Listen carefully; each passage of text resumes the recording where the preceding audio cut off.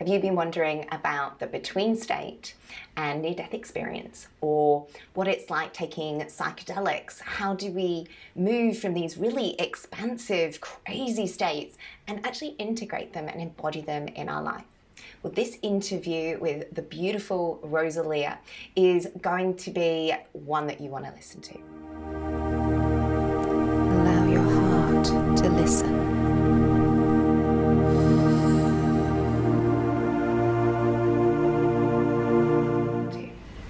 Rosalia Quintana is a nurse practitioner, artivist, author, speaker, Alchemy of Trauma, Psychedelic Integration Coach, and creator of the Zebra Self-Healing Method. Enjoy. Okay, well, I am truly honored that today I am bringing on to the podcast Rosalia Quintana, who is a quantum alchemist master. And she has got an amazing story to share, as well as profound insights and wisdom that I think you're going to be really excited to receive through your ears and maybe your eyes if you've got the video on. So I'm just going to say thank you so much, Rosalia, for your time and for being present here today. And I would just love to start with kind of the first part, I guess, of what's led you to becoming a quantum alchemist master even. I think that's the first question. What's taken this journey? Well, first of all, Nid, thank you for having me here. And second, I'll clarify, I am not a quantum alchemist master, but I'll tell you how that name came about. So I was meditating and my guides gave me that name. And the whole idea behind it is to empower other people to become their own quantum alchemist masters, really not to seek outside themselves, to really look within for that whole alchemy process.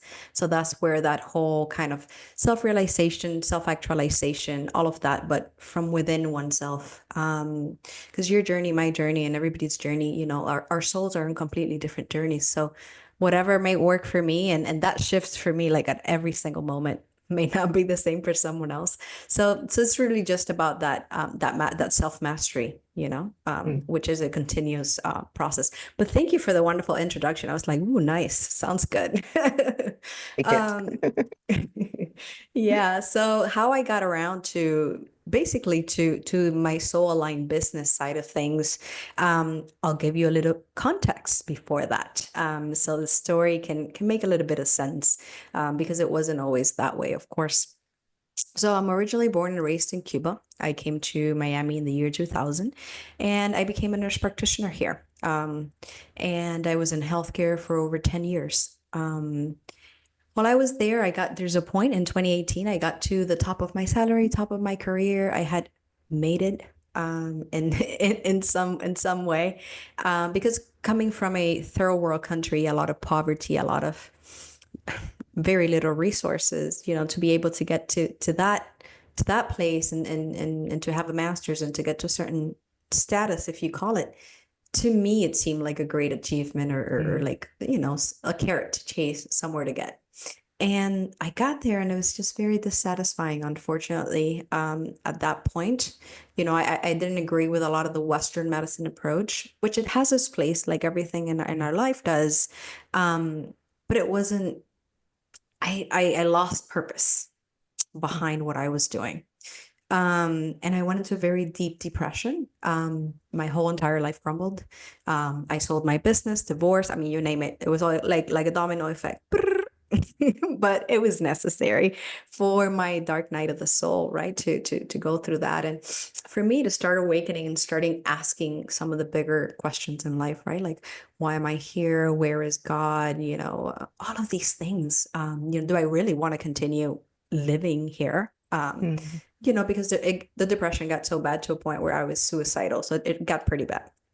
And I was battling a lot of mental health and stuff like that. And I definitely didn't want to go the, antidepressive route and all of this. I wanted to look for other options, which is when I started looking for energy work, breath work, somatics, yoga, you name it. I was in it. I was trying to get better for my children, for my family, right? We do the best we can with the consciousness or the awareness we have at that time.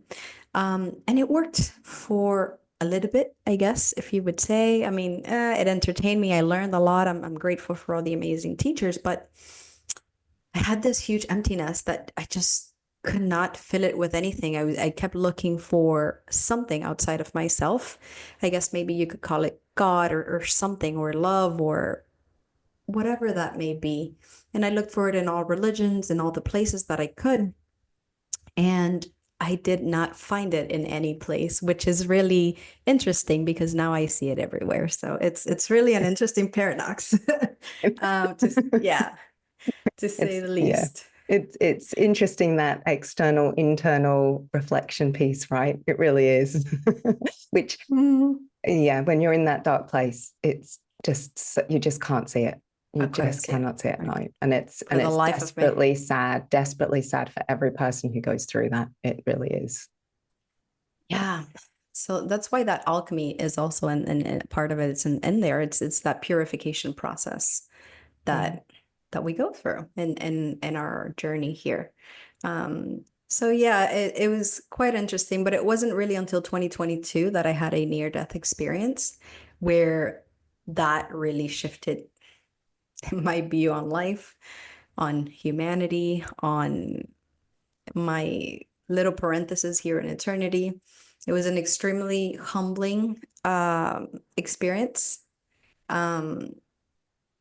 It literally brought me down to my knees. Anything I thought I knew, oh boy, was I wrong. And it's like the great mystery is so beautiful because a lot of us, when we have this near-death experience, we see a little tiny piece of the veil or whatever it is needed for us, but we still don't have the complete picture, and even don't have the integration aspect of everything that was shown to us. It's kind of like a puzzle piece that makes sense, like as the journey evolves.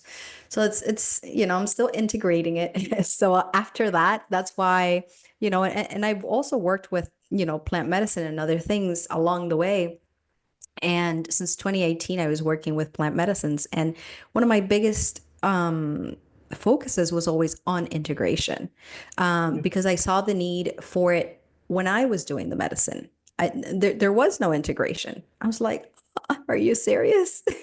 This needs integration.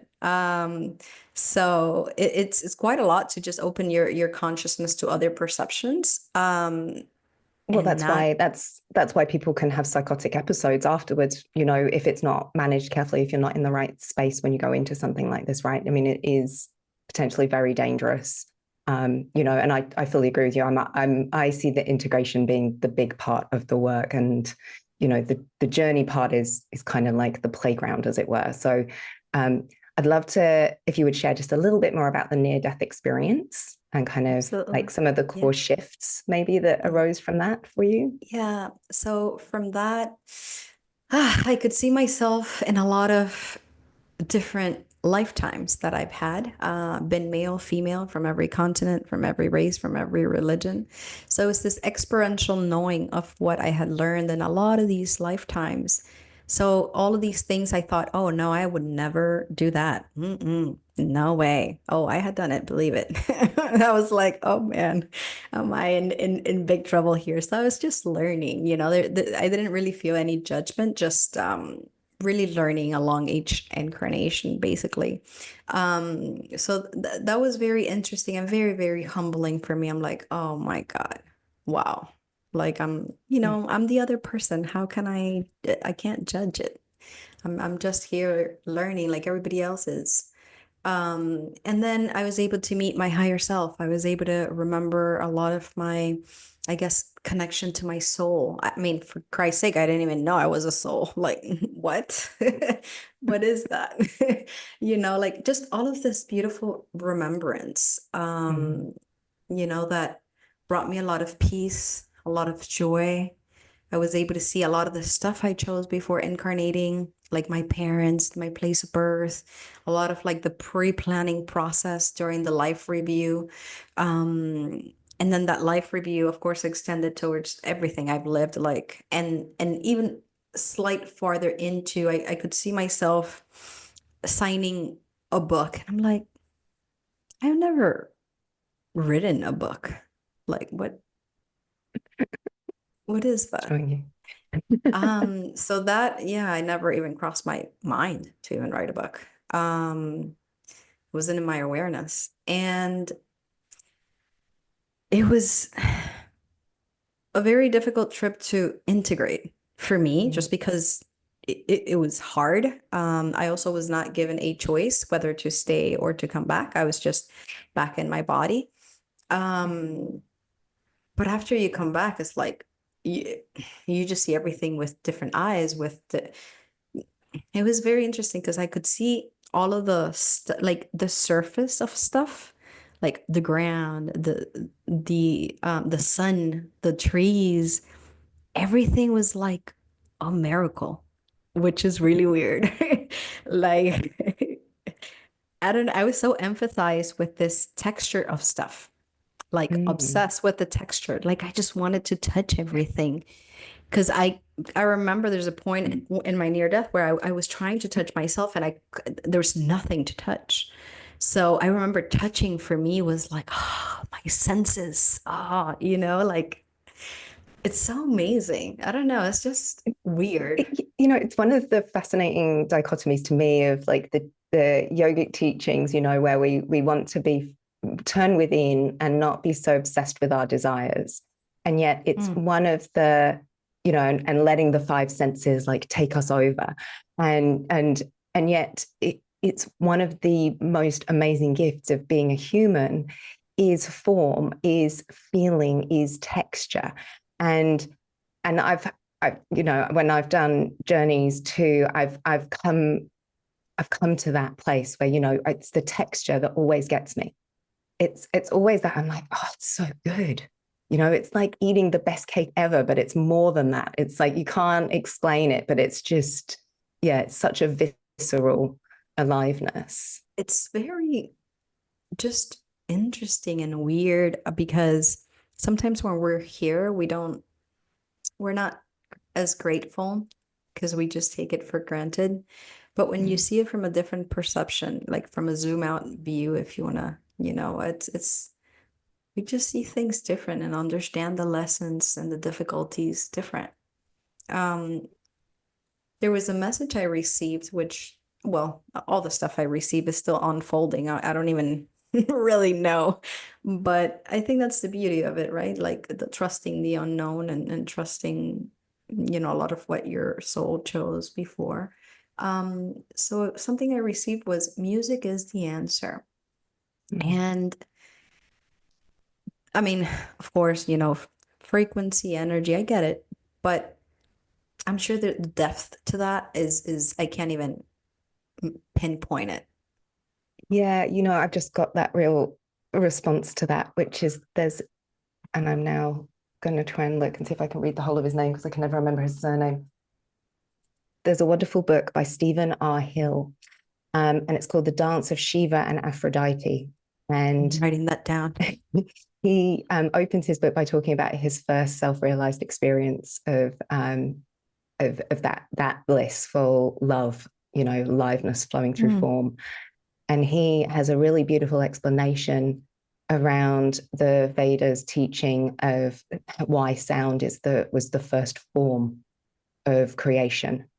And so why yogis teach of Om being the universal sound that comes forth from creation, and from sound, everything is created because it's the vibration that creates and brings into form.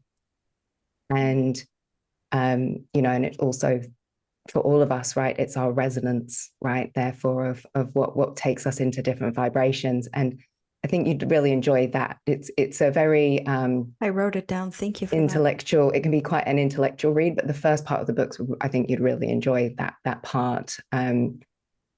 Yeah, and it's just that way in which I think it's remembering, like you say, it's the depth of vibration that is what creates. And we can use music to shift our state so quickly, right? Whether we sing, whether we dance, however we choose to connect into it, and using sound in our own bodies is so vastly healing when we use toning and things. And I don't know if you use that in your breath work too. Yes. Yeah. You see the shift that happens very quickly in your clients, which is just like 100%. And depending on the instrument we use, depending on, you could really feel the energy of when the group is fully surrendered into the process and fully in and kind of like at a deeper state. And also when they're coming out, you could really feel that energy of the group of what's happening. So it's yeah, music is a big part of it. I just feel like I'm just like a baby, right? Beginning to wonder, to have curiosity around like, okay, what do you mean by that? Like, how do I play with that? How do I incorporate, like I just now started incorporating different herds into my paintings. So there you'll have the painting, which has different codes and stuff in it. And then you'll have a music with different things embedded that you can listen to that while you're looking at the artwork. And that really evokes a lot of transformation and emotion. So I'm playing with it from like not really knowing where it's even going, just But yeah. that's beautiful. I mean, that sounds such a creative expression and so present, right? With whatever it is, and then bring someone else into that experience.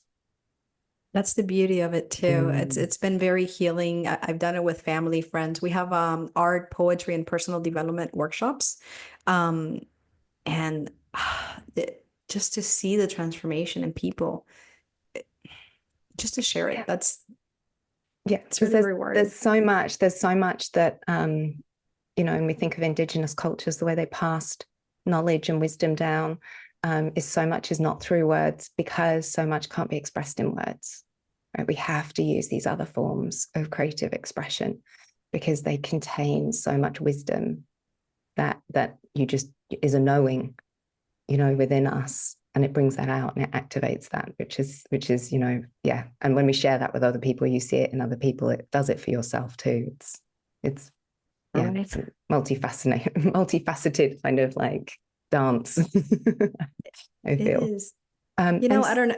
Sorry, go ahead. No, sorry, go on. I was going to say, you may I don't know if you notice or not, but every response that you've given me is helping me so much it's amazing. It's like a mirror, and I'm just so honored because a lot of what you're sharing is like confirmation and the energy behind it as well. Like I could sense not just the authenticity, but it goes beyond that. Mm, thank you. You know what I mean? Thank you. Thank you. Yeah. So Yeah. thank you. This is deep, doing a lot of good for me. It's like a healing session. It's a deep honor to receive that from you, Rosalia. So thank you. Thank you. I do feel that. That's why I'm sharing it. Thank you. And I was going to ask you another question about integration. So thank you for stopping that. Yeah, and I think it's sensing that reflection. Like I think as you're saying things, it's bringing things up. For me of what I often sit with, kind of by myself, but I don't always have somewhere to share it. Or where I share it doesn't always, it's not the moment, say, or whatever. And so, I think it's also really lovely when I've got an opportunity like this with someone like you. I can really feel that resonance. It feels like the right place to exchange it. So thank you so much for being willing to exchange. Thank you. Yeah. So it's places like this where it feels like home. Like your soul feels safe. Your nervous system feels safe. But it's okay. No matter what you share, I'm not going to judge it. No, I think there's something interesting when you've been humbled that much. Oh man. Where you kind of that there's so much you don't understand, that you can't comprehend, and that you have no place. And in fact, one of the things I'd noted, was you'd shared about forgiveness as some of your free resources. And to me, I always come back to, the saying of Jesus on the cross of "Forgive them, Father, for they know what they do," and it really is so true in that, none of us really understand this bigger picture and what we're doing, and we are only doing the best that we can in this very moment. And so who can we be to judge? And if we do judge, we just need to forgive ourselves and move on from it, because, you know, it's just a moment of thought. You know, I really want to take a moment there and highlight something in my near death. I know we already passed that, but I feel like it's important to share that. Before I went into, I guess, the happier version of the near death, I went through a lot of darkness and a lot of scary stuff for me, a lot of fears, a lot of, I guess you could even call it kind of like hellish loops. Like it was very confronting, very difficult. And that's where a lot of my humbling happened, believe it or not. So I was dealing a lot with shame, guilt, judgment to myself, and that kept me in those lower realms for what seemed like a very long time. Like it was the most horrible experience I've ever had. And being able to transcend that and forgive myself. Yeah, I just, you know, it's we have a beautiful opportunity to do it here while we're alive, to forgive ourselves, to have more patience, more compassion. You know, like I love art as a way of healing, because if you have a white canvas in front of you, who is judging that it has to be perfect? Who's telling you what art is, what you need to paint? It is your canvas. Like, you know, you do something you don't like, you could put yes over it and then do something else, or you could put another color, or you could play with texture, or you could do whatever, right? So it's kind of like, Right. to me, very similar to life. You know, I definitely a lot more loving to myself right now. Beautiful. And has that been a part of the integration process, or have you felt like you've lost that along the way? No, 100%. That's part. Forgiveness, self-love, self-reflection, limiting beliefs, subconscious mind reprogramming, all that stuff is part of the integration process, as well as somatic awareness, nervous system regulation, breath work. All of this stuff comes into integration process. You know, it's really all self-reflection and introspection. Like most of the work is with the self, and that naturally translates into others, into the external world. So it's a lot of what we bring into the integration. Yeah.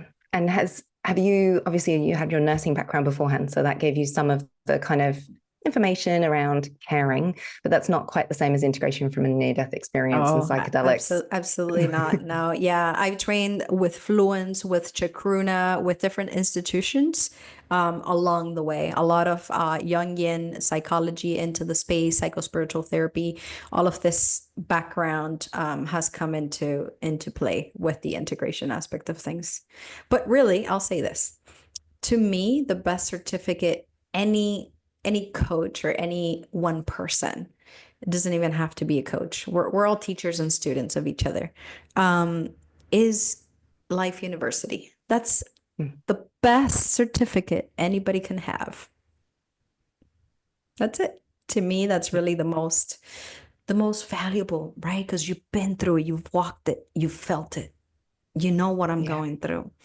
You know, maybe it wasn't exactly like you did, but I can relate. And you could feel that, you just know that. You're like, yeah, she's been through it. So it's interesting. But yes, I've had a lot of training when it comes to psychedelic integration with other facilities, with institutions. And it's less to do, and like you say, though, I think it is less to do with the training and more to do with what's supported you integrating. And I'm gonna guess that, like me, or someone who waits until you've really embodied and lived something before you would take it to a client, right? Like because you just can't. I don't think it would manifest, to be honest. You know, maybe it would work one time, but it's not something you can recreate or maintain over time, if that were to happen.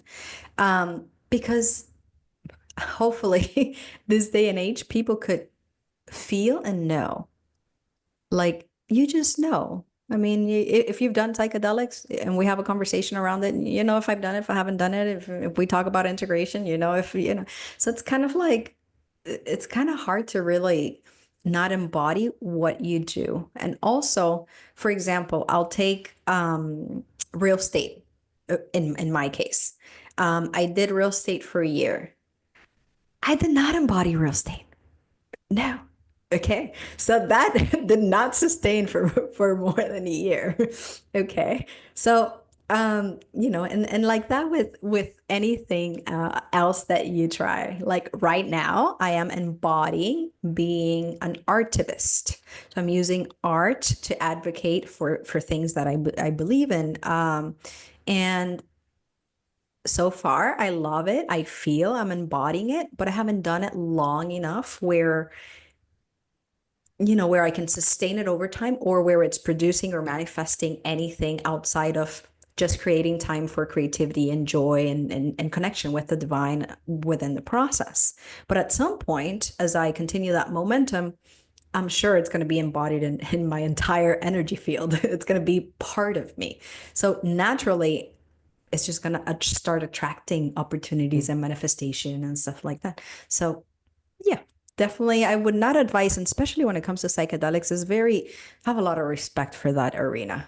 Oh man, you don't want to get in there if you don't know what you're getting into. It's to me is it's very dangerous. It's not something to take lightheaded and just No, I kind of think go into it. Yeah. it's sacred. It's sacred medicine, and there's a reason why it's sacred medicine, right? And you need to take it at those when you're ready, and when it's you're ready to be held to integrate and do things safely. It's not party time at all. And so and I think you and I probably share. I mean, I think we share a lot of overlap in terms of our approaches as well as the modalities that we share. But I sense strongly we have that same.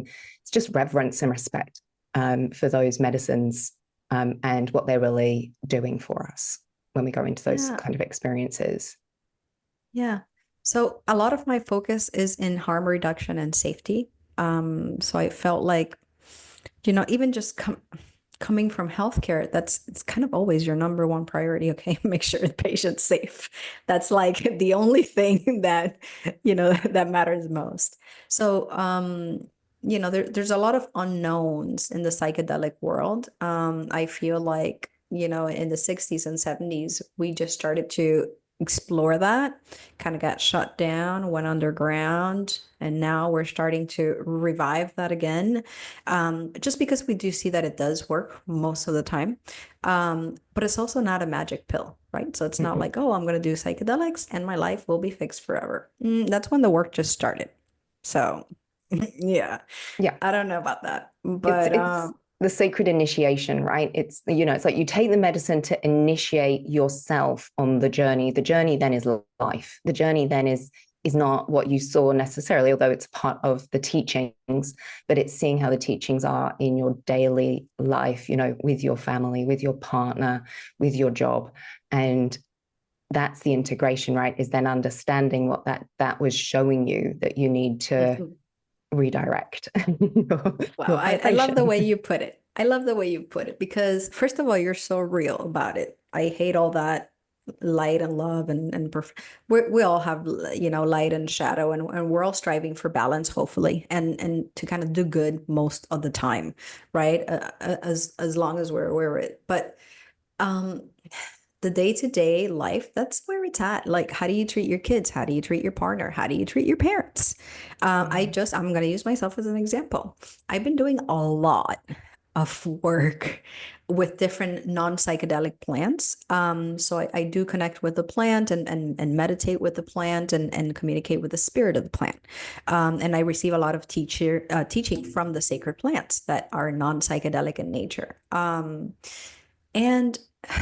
I've been doing a lot of work. It has been very difficult because, they usually communicate with me like, okay, we're going to work in a lot of the sadness, the grief, a lot of these things are going to come. Oh man. And they come like 100x, so you're like, yeah, the plant told me that was going to happen. But yeah, so here I go. I think, okay, I've done all of this work. I just went to my parents' house because there's a Cuban saint that they celebrate, and I went over there, I'm like, okay, great. I played some dominoes. Everything was great. I was in harmony. And they just started talking stuff that is just to me very degrading for women. Usually a lot of the men, most Hispanic men, and not to generalize, I think we're bringing a lot of awareness and sensitivity to giving women the right place and speaking in a positive way or in a way where it's not degrading, right? So to me, that's kind of still a trigger when you kind of put women down, or you put them or devalue them, or speak in a way where it's just not appropriate to my perception. Um, and I faced my wife and I told her, zero progress. I can't believe it. I'm right back to square one. So, and like that is funny because I'm always being kept in check with different situations, right? I'm like, oh, there's still so much to work on, man. Forget it. Yeah, we can. I mean, it's amazing that, and I feel like a really great place of always coming back to your base level of how far have you come is going back to family and being like, oh yeah, they still do that. Yeah, so it was hilarious. I just kept playing dominoes and went along with it. I didn't want to engage in that, because it was a celebration. I didn't want to. But yeah, it's really an interesting journey in general. It is, and because obviously you support people through it. What would you say is your way when those shadows come up? Like, what is your way of guiding yourself through it? Not necessarily what you'd say to me as a client, but actually like how you would walk yourself through like that shadow moment where whatever that emotion is that's decided it's time for you to like relive it fully again. Thank you for that question. First of all, I love, and I haven't been asked that in any podcast. So I really, really love the questions you're bringing up. Okay. And I want to say how I used to address it versus how I address it now. Okay. Before, I would numb it with anything and everything I could find: food, sex, going out, anything. I'm like, nope, nope, nope, nope, nope, no. I'm not gonna deal with that. Yep, I'm not here. Yeah. Yeah. So now, and that has been a lot of the teaching with the non-psychedelic plants I've been working with right now. It has been sitting with it, literally, and asking, okay, fine, sadness is here. What is it here to teach me? Okay. And that teaching could last months and could unveil like 1,000 things. I'm like, when are we done with the sadness stuff? Like, I'm sick of it already. And, but now I see it differently. I'm just, luckily not as triggered as before. It doesn't last for as long. I kind of like can bring myself back to center or bring in tools that can help me, like breath work, meditation, journaling. Art is a big part of it for me. I play soccer. That helps a lot too. So just trying to use the tools that I've learned along the way that have served me, but not really running or numbing like before. I talk about it. I sit with it. I explore it. I paint it. I write about it. I write poems about it. Sad poems, happy poems, angry poems. So it's learning to dance with all of it. There was a time, especially when I started doing plant medicine, where I wanted to be out of this world for most of the time, because it was very hard to ground and stay in it. Which of course I had to go through that so I can also help other people when they're going through that same feeling. And wow, it took me years to be okay with being here in this experience and what I call acceptance and the will of God. Like, whoa, hang on a minute. No way. Yeah, so I'm sorry. I'm only laughing from having walked through that. It's a familiar laugh of that, that it's, to me, it's a resignation, right? Of like, ugh, I've got to be here. If I'm here, I'm here, whatever, it's that, and you're not accepting, you're pissed off. Yep. It's not the Yep. same. And you know what? I've found that I'll have, let me see what the English word for this is. I'll have seasons where I'm okay with it. I'm acceptance. Great. Boom. Life hits you. Mm. Interesting. Let's revisit that again. Yeah. Very interesting. Yeah. So, but I'm definitely, I guess, taking the hits now, or that the wave with a little bit more like, well, if I just trust and hang on to this, to this vessel here, I'm sure it'll get me through the end of the journey. So let me just hang in there. And I work with a lot of people that, unfortunately or unfortunately, and I say that with a hand in my heart, because a lot of the times I have seen a lot of our challenges, not to make it okay or to justify it or to devalue or to any of that, but I do see a lot of the times it can be transformed into stepping stones, into transformation, into ending up helping other people by you going through your own journey and coming on the other side of things. Trust me, I know 100% it is absolutely unimaginable when you're in that amount of pain and darkness. I get it. But it gets better. It doesn't always stay there. Okay. Just push through it. Yeah. And I mean, for me, I know from my experience and what I often see in people is it's like tiny incremental steps. And often it feels like it's 2 steps forwards and 1 step back. And maybe sometimes that 1 step back feels more like you kind of fell and stumbled over backwards, a bit like a drunk person. And then you have to like get yourself back up and take those steps forwards again. And so, one of the things that I did when I had a brain injury. And so for me, what I did for the first year was I monitored my symptoms every day with a graph of like 1 to 10 score. And at the time, it always felt like I was not really making any progress. And it was every day was like 1 day at a time, if not even that's not 1 half an hour at a time, to be honest, in the very early days. And what I noticed at the end of the year was that although there was a lot of that going on, so there was a lot of steps backwards, overall, it very incrementally was going up. And to me, that's been the most visual representation, I think, of how we tend to move forwards when we're in that bottom place, is that, yeah, it's never going to feel like, oh my God, I'm just moving forwards, because we're often too scared about what we're moving forward into, effectively light is. We're so scared of the light. We talk about, oh, love and light, so awful, but actually we're so scared of the light. The moving into it at a faster trajectory often overwhelms us. And so we just want to nudge. And as we gently nudge our way, we slowly over time, and we need people around us who can see and point out and say, look how far you've come. Look how well you've done. That has changed. And if you don't have those people around you, you need to get those people around you. And that's why it's great that there's someone like you who's been on this journey, who's supporting other people with being able to see that and see those changes in their lives, because we need champions around us that can help cheer us on and say, yeah, you're doing well. Look at what you've done through those journeys, through those integrations of daily life.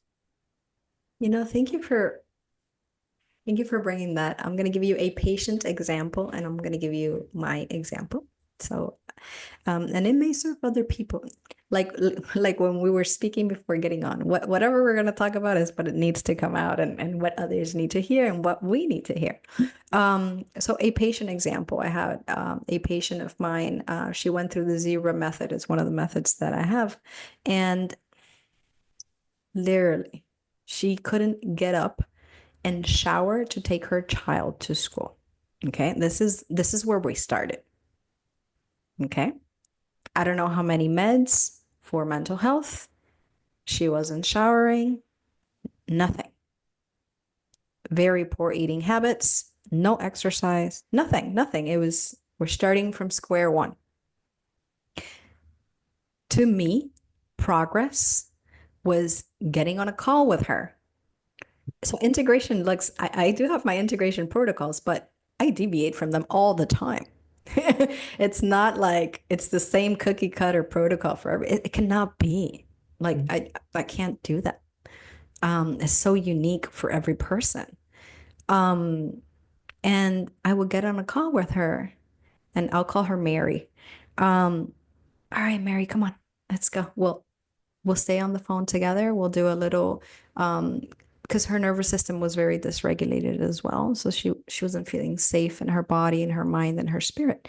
So we would start with just sitting up in the bed, doing a little bit of nervous system regulation, a little bit of breath work, a little bit of guided meditation because she didn't know how to meditate. Okay, all right.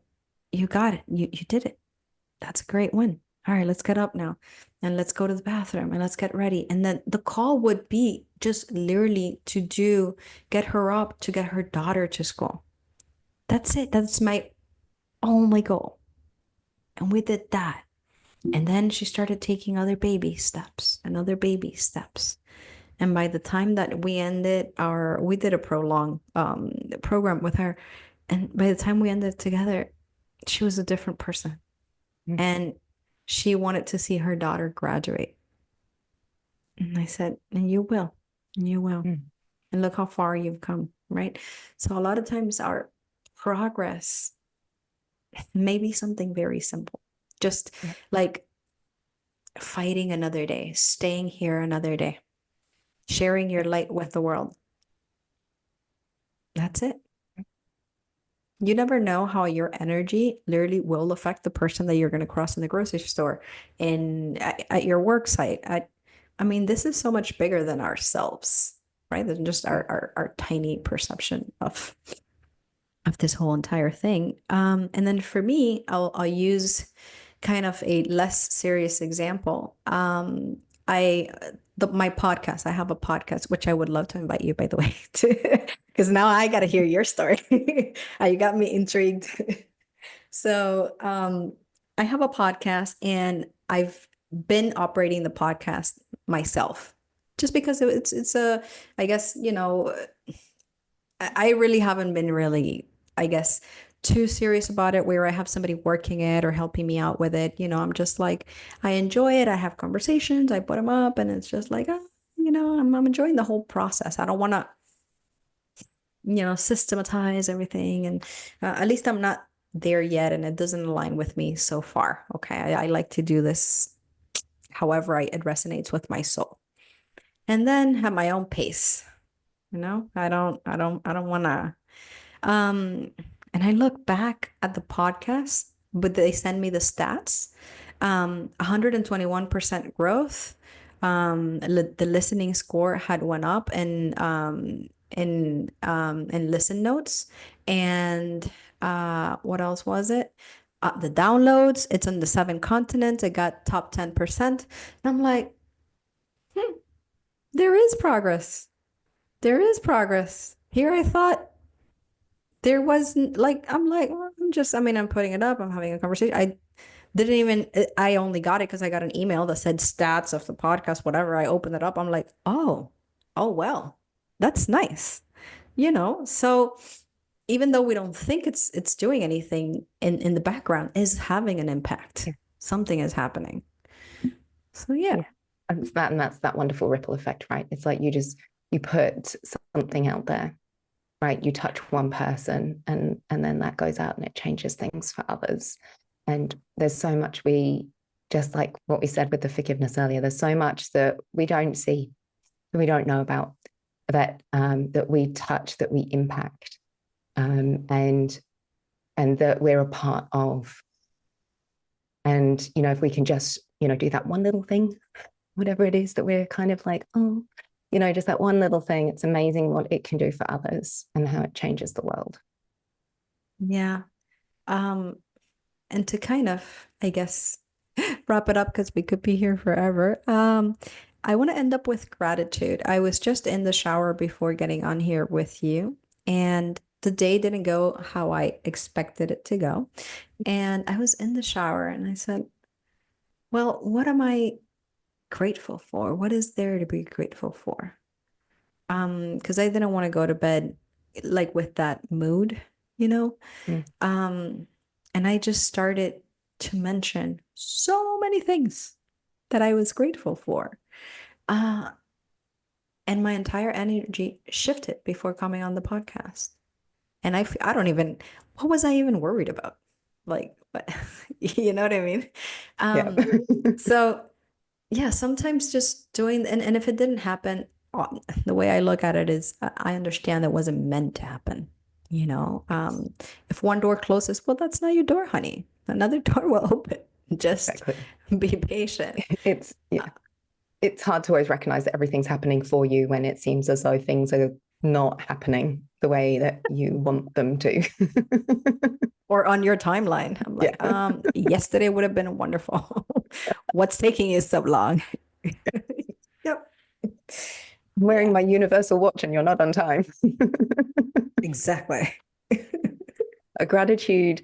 And I say one thing about gratitude because when I was really depressed and in a significant amount of resignation about being alive, I couldn't be grateful. I just couldn't do it. And it didn't matter how much you told me to do it, I couldn't get it.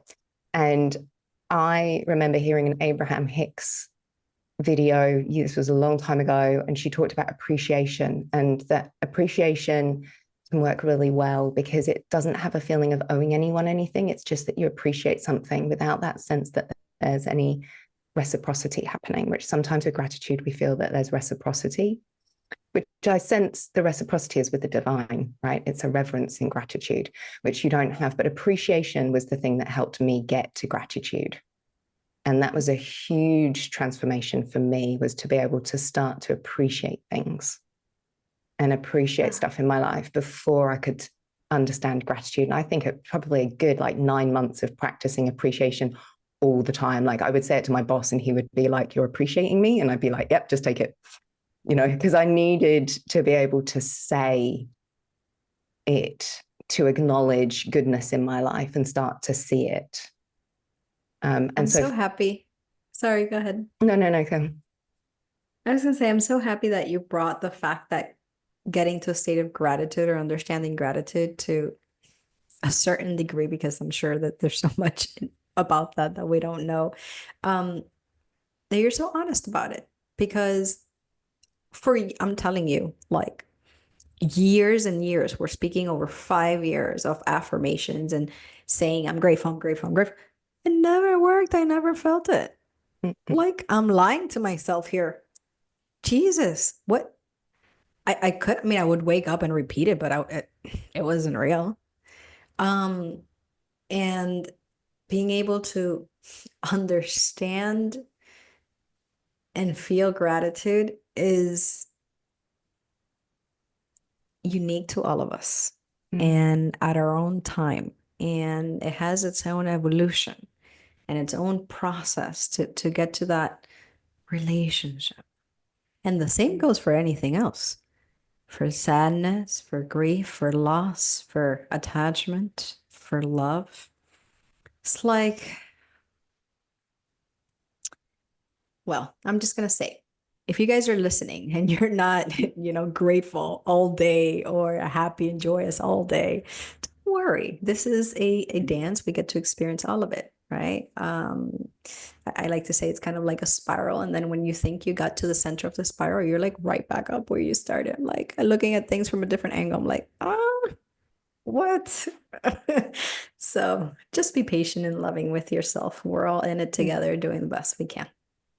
Thank you, Rosalia. I think that's such a beautiful reminder, that everyone has their own way to finding their relationship with their emotions, and I think nothing is the same for any of us, right? And how you find it, how it feels, how it resonates in your life changes as you change, as you learn and you discover and you see things through different lenses. And so it's a constant dynamic relationship that we have with every feeling, with every emotion.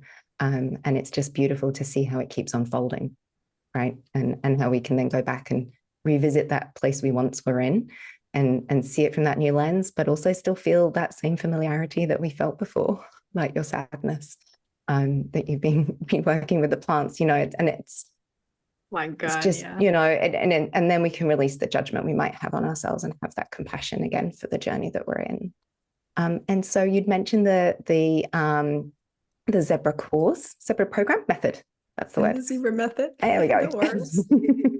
Word. So is there anything you'd love to share about that, or anything before we close? Is there anything else you'd like to share before we finish up for today? I just share if you guys want to learn a little bit more about what some of the offerings are. And we do have a lot of free resources. Actually, I just incorporated another one. It's going to be a 4-day free somatic journey. It's going to be very beautiful. Just follow me at Quantum Alchemist Master. You can find my stuff there, and I'll be happy to have you there. And I'll pop the links down below for everyone to find you quickly and easily. And yeah, the free resources on your website was a really beautiful collection of different types of resources, which I think is so nice for people to have different methods of ways in which they can access that support as well. And so yeah, check out the Zebra method, as well as follow Rosalia and connect with her more. She's just a lot of radiant energy. So thank you so much, Rosalia. It's just been such a deep pleasure. And homecoming and reconnection with you as well. It really feels like it. So thank you so much for your time tonight for you. I'm going to let you get off so you can get some good sleep as well, because I know it's really late for you in your time zone. So thank you ever so much, and great love to you and all the people that you touch. Thank you so much for your work.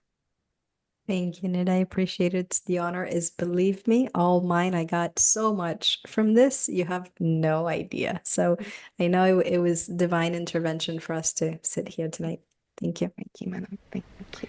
You might be able to tell how much I loved that interview with Rosalia and the resonance between the two of us in the way in which we experience and hold space for other people. I do hope that you go and explore her free offerings. You're also welcome to check out and book in a call with me for the Radiant Path, which is my version of a profound way in which we can integrate life experiences, even without needing to take any of those things or go near a near-death experience. How can just walking down the street and bumping into somebody that you haven't seen for ages become a beautiful spiritual experience that you can embody and integrate to move yourself forwards? That's the kind of work we do in Radiant Path, so that the whole of your life becomes this magical experience that you're flowing through and dancing with. So check out the link below and let's have a beautiful conversation. In the next video in this series, we are going to be dropping into an afternoon meditation to help shift our state. When sometimes the day gets that little bit of a slump, we're going to be checking in with some beautiful and powerful techniques to help elevate your state back to where it is that you're moving to, whilst integrating and showing acceptance of those parts that might be resisting that way forwards.